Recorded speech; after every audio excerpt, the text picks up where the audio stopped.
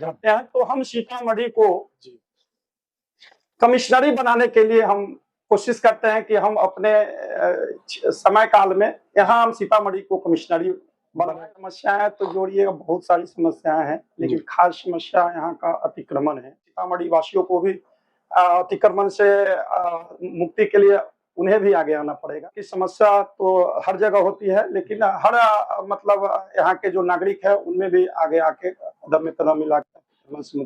माँ जानकी की धरती सीतामढ़ी, इस समय मैं सीतामढ़ी विधानसभा में हूँ और हमारे साथ बात करने के लिए श्याम किशोर नंदन प्रसाद जी हैं, जो बीजेपी ओबीसी मोर्चा के पूर्व जिला अध्यक्ष है और बीजेपी के डिवोटी वर्कर हैं। आरएसएस से इनकी एंट्री हुई, बाल काल से ही स्वयं सेवक रहे, पूरा परिवार रहा और यही कारण है कि कहीं ना कहीं देश सेवा की भावना हो या फिर धर्म की बात हो, निश्चित तौर पर मुखर रहते हैं, अपनी बात खुल के रखते हैं। और यही कारण है कि जो नेता है यहाँ के, सीतामढ़ी की बात करूं मैं तो जो सीतामढ़ी के नेता है, वैसे नेता जिनका अपना कोई जनाधार नहीं है, उनको लगता है कि शायद इनकी वजह से मेरा फ्यूचर बर्बाद हो, वो भी अब चाहते हैं कि किसी भी कीमत पर इनको प्रत्याशी नहीं बनाया जाए। तो ये पार्टी को तय करना है कि आपके पास ऐसा आदमी है जो आपके साथ तन मन से खड़ा रहता है, जहाँ धन की बात आती है वहां भी रहता है, तो निश्चित तौर पर आपकी भी ईमानदारी है कि ऐसे लोगों को मौका मिलना चाहिए। आज भी सीतामढ़ी की जो मूलभूत समस्या है उसका समाधान नहीं हो पाया। जानेंगे इनसे कि आज भी जो यहाँ से वर्तमान विधायक है और बिहार सरकार में अलायंस में है, तो निश्चित तौर पर डबल इंजन की सरकार के विधायक और सांसद होने के बावजूद आज भी जो सीतामढ़ी है वो करा रहा है जाम से, अतिक्रमण से, चाहे वो जल जमाव हो, पेयजल हो, स्वास्थ्य, शिक्षा हो, मूलभूत समस्याओं से। श्याम नंदन किशोर प्रसाद जी, बहुत स्वागत है आपका। आज भी आपके सीतामढ़ी में सबसे बड़ी और गंभीर समस्या क्या है जिसका समाधान विगत कई वर्षों में नहीं हो पाया? बहुत बहुत धन्यवाद। आपके चैनल के माध्यम से जितने भी व्यूअर हैं उन सभी को मेरी तरफ से धन्यवाद, नमस्कार। आज भी आपके सीतामढ़ी की सबसे बड़ी और गंभीर समस्या क्या है जिसका समाधान विगत कई वर्षों में नहीं हो पाया? देखिए, समस्याएं तो जोड़िए बहुत सारी समस्याएं हैं, लेकिन खास समस्या यहाँ का अतिक्रमण है। तो अतिक्रमण पर भी सारे लोग लगे हुए हैं और काम भी हो ही रही है, लेकिन नगर निगम में जो हमारे जनप्रतिनिधि चुने गए उनके माध्यम से काम में थोड़ा कोताही बढ़ती जा रही है। काम समय से हो नहीं पा रहा है। इसमें सब लोग लगे हैं और हम लोग भी प्रयास करते हैं कि जितनी सारी योजनाएं हैं वो जमीन पर धरातल पर हो, लेकिन जो यहाँ के मेयर नगर निगम के चुने गए उनके तरफ से काम को आगे नहीं बढ़ाया जा रहा है, ज्यादा काम नहीं निकाला जा रहा है।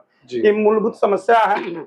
अतिक्रमण पर भी प्रशासन भी अलर्ट है, लेकिन हम लोग को अपने से भी सचेत होने की जरूरत है। हर हमारे नागरिक सीतामढ़ी वासियों को भी अतिक्रमण से मुक्ति के लिए उन्हें भी आगे आना पड़ेगा जी। और मेरा जो विचार है वो यही है कि लोग को भी आना पड़ेगा। जाम की समस्या तो हर जगह होती है, लेकिन हर मतलब यहाँ के जो नागरिक है उनमें भी आगे आके कदम में कदम मिला के अतिक्रमण से मुक्त किया जा सकता है। आज भी आपके सीतामढ़ी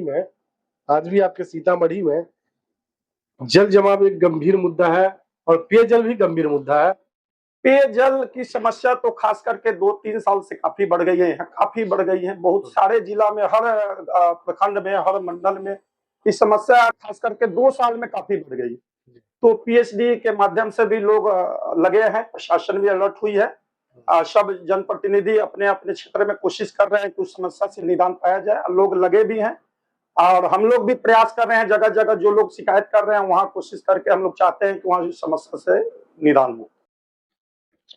जो आपके यहाँ एक नदी बहती है, धार्मिक नदी है, लखनदेई नाम से जानी जाती है, लेकिन यहाँ के नगर निगम का भी दुर्भाग्य है और विधायक का भी गैर जिम्मेदाराना रवैया का है कि वो नदी अब गंदे नाले में तब्दील हो गई। जहाँ लोग छठ करते थे वो गंदे नाले में जाना पड़ता है, उसमें उतरना पड़ता है। क्या मानते हैं इसके लिए क्या होना चाहिए? देखिए, माता जानकी की जन्मभूमि है, सब लोग चाहते हैं कि यहाँ स्वच्छता बढ़े।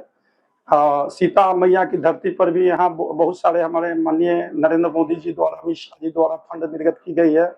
माननीय मुख्यमंत्री जी के पहल पर बहुत सारी योजनाएं मिली है। तो हम लोग भी चाहेंगे, यहाँ के जनप्रतिनिधि लोग भी चाहेंगे कि यहाँ की नदियां स्वच्छ हो, सब लोग आगे बढ़ के काम करें। ठीक है, उदासीनता हुई है, लेकिन अब हम लोग प्रयास कर रहे हैं कि यह नदी जो है स्वच्छ हो। सब लोग लगे हुए हैं। जी।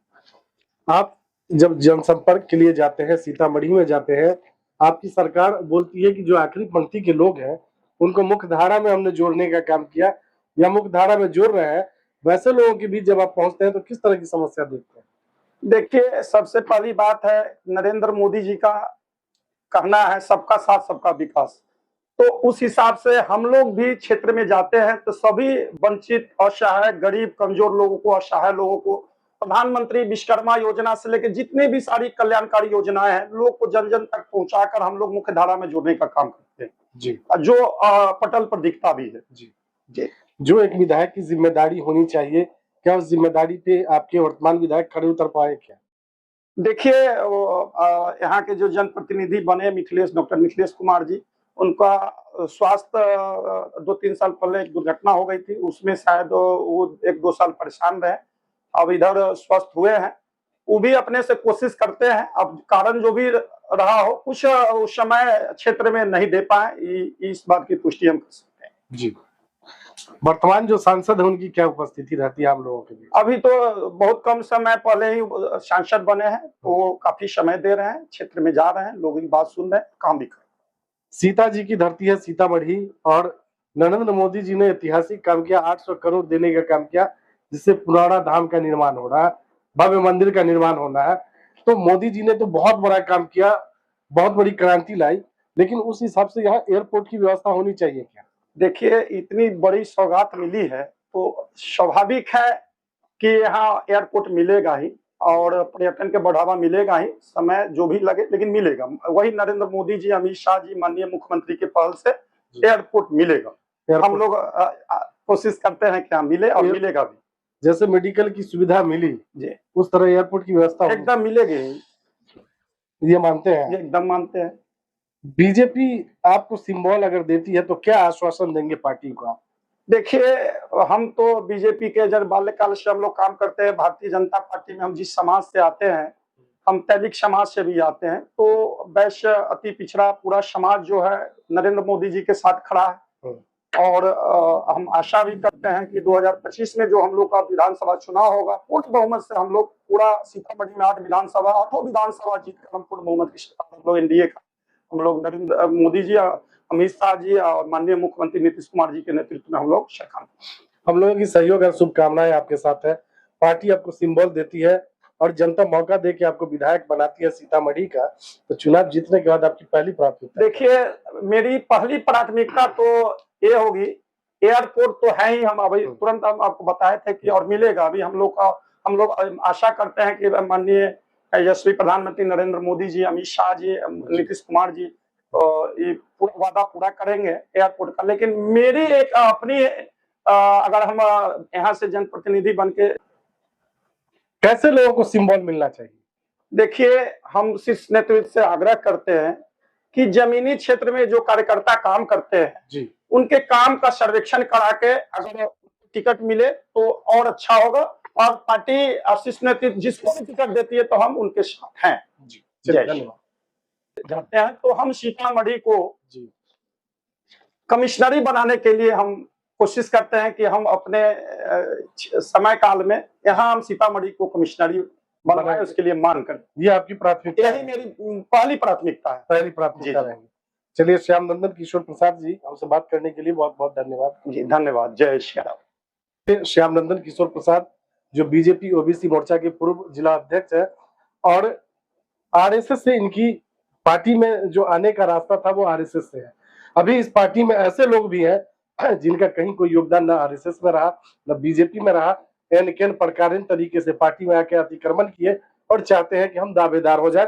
तो निश्चित तौर पे पार्टी को यह तय करना है कि आपके पास वैसे लोग हैं जो आपके बैकबोन माने जाते हैं, आरएसएस से जिनकी एंट्री होती है वो बैकबोन माने जाते हैं पार्टी के लिए, लेकिन ऐसे लोग भी हैं जिनकी पृष्ठभूमि दूसरी पार्टियों और दूसरे नेताओं के साथ रही और अभी चुनावी वातावरण में चाहते हैं कि मैं भी दावेदार रहूं। तो निश्चित तौर पे आपको तय करना है। अगर आपकी ये गलती आप दोहराते हैं तो जो 2020 में नीतीश कुमार की स्थिति बिहार में तीसरे नंबर की हुई, अगर वही गलती अगर बीजेपी इस बार करती है तो बीजेपी के लिए राह 25 का बहुत आसान नहीं होगा। अगर जो अभी वर्तमान में ओबीसी के पूर्व जिला अध्यक्ष है श्याम नंदन किशोर प्रसाद जी, अगर पार्टी इन पे दाव लगाती है तो एक सबसे जो इनका मजबूत पहलू है वो ये है कि इनका व्यक्तिगत वोट है जो इन्होंने चुनाव लड़ा मेयर का। मेयर का चुनाव पार्टी से नहीं व्यक्तिगत चुनाव था, उसमें इन्होंने सम्मानजनक वोट लाया, तो निश्चित तौर पे इनका व्यक्तिगत वोट है। और जिस आदमी का व्यक्तिगत वोट और पार्टी का कैडर वोट होता है तो ही आप किसी विधानसभा को आसानी से जीत सकते हैं।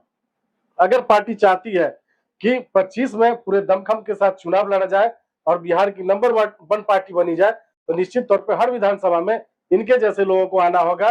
जो लोग तन मन धन से पार्टी को सींचते हुए आए, वैसे लोगों को आना होगा, वैसे लोग नहीं जो पार्टी के कभी काम में नहीं गए, किसी काम को नहीं किए, किसी प्रोग्राम को अटेंड नहीं किए और आज आके कहते हैं कि मैं भी दावेदार हूँ। मेरा भी सीधा तौर पे संदेश पार्टी को भी है और यहाँ के आवाम को भी है कि आपके बीच शिवानंदन जैसे लोग हों तो निश्चित तौर पे आपकी जिम्मेदारी बढ़ जाती है कि जात धर्म से हट के ऐसे लोगों का चुनाव करें ताकि आपके सीतामढ़ी की जो मूलभूत समस्या हो उसका समाधान हो पाए।